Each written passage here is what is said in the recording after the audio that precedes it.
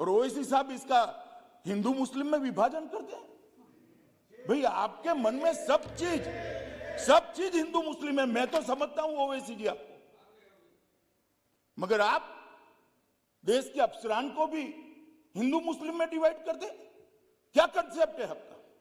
एक हिंदू अफसर मुस्लिम जनता की सेवा नहीं कर सकता, एक मुस्लिम अफसर हिंदू जनता की सेवा नहीं कर सकता। किस प्रकार के देश में हम आगे बढ़ने जा रहे हैं?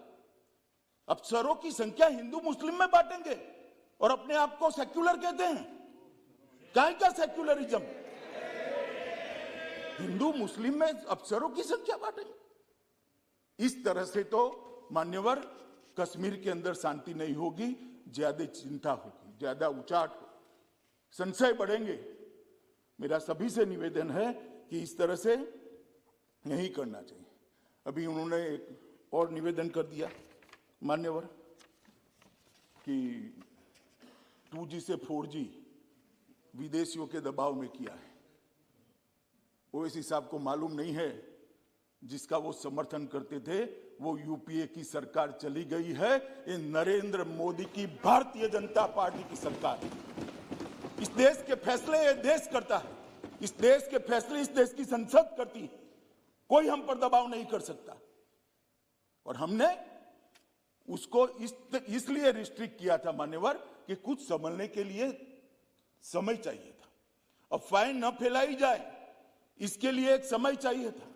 और आप हमें पूछ रहे हो भाई अधीर रंजन जी 2G और 4G, आपने तो मोबाइल ही बंद कर दिए थे और 20 साल तक बंद कर दिए थे। वाजपेयी जी की सरकार ने आकर 2G 4G छोड़ो, मोबाइल सर्विस ही बंद कर दी थी। कहां गए थे उस वक्त सारे अधिकार?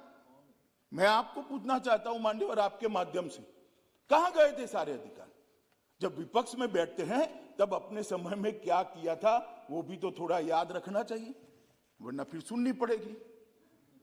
मान्यवर ये हमें 4G और 2G का कह रहे, मैं अभी भी कहता हूं कि सबसे बड़ा नागरिक का अधिकार है सुख और शांति से रहने का, सलामती के साथ रहने का। सलामती जहां नहीं होगी वहां सारे अधिकारों का कोई मतलब नहीं।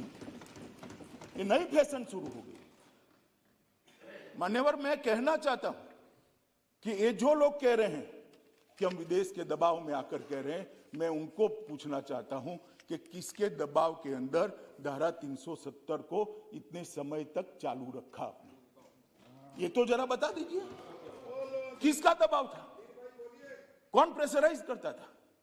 अभी किसी ने कह दिया बड़े बड़े साहित्यिक शब्दों के साथ कि शासन का जनता से वादा था, एक एग्रीमेंट था। भाई मैं तो एग्रीमेंट को बारीकी से पढ़ता हूं और मैं तो मानता हूं कि पूर्ववर्ती सरकारों ने भी जो वादे करे हैं उसको ध्यान से पढ़ने चाहिए और इसका अमल करना चाहिए। 370 के बारे में कहा गया कि 370 और 35 से वो देश की सरकार का जम्मू कश्मीर की जनता से एग्रीमेंट था।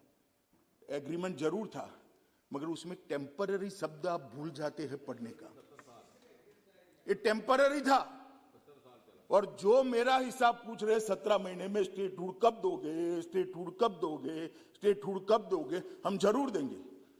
मगर मैं उनको पूछना चाहता हूं, ये मैंने भी कहा है स्टेटहुड टेम्पररी है, और आप 17 महीने में हिसाब मांगते हो तो टेम्पररी 370 70 साल तक चली, उस वक्त क्यों हिसाब नहीं मांगते?